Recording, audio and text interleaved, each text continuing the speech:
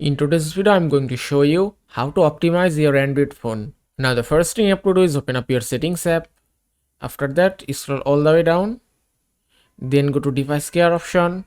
After open device care, you can find some options to optimize your phone like storage, memory, app protection, and you can enable auto optimization option from here. Just tap here. Then you have to enable auto restart option. Now, if you go to storage, from here you can delete your large file or duplicate file and then go back.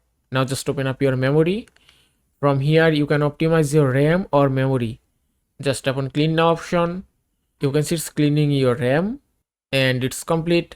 Now just go back and then just touch and hold on the home screen.